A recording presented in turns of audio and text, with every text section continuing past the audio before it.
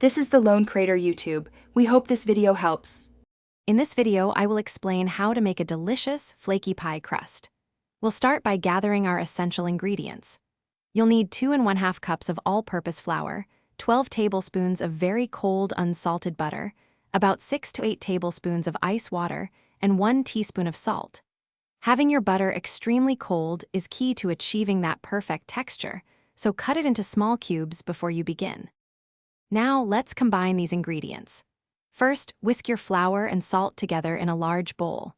Next, using a pastry blender or your fingertips, cut the cold butter into the flour until the mixture looks like coarse crumbs with some pea-sized pieces remaining.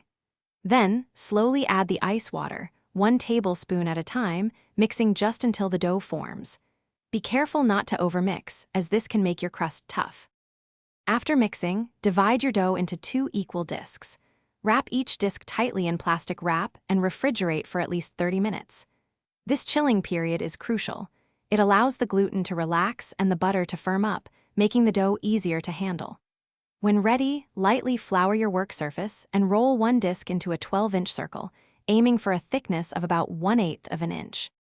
Finally, let's prepare for baking. Gently transfer your rolled dough into a 9-inch pie plate. Trim any excess dough, leaving about a 1/2 inch overhang, then crimp the edges for a beautiful finish. For blind baking, prick the bottom of the crust all over with a fork.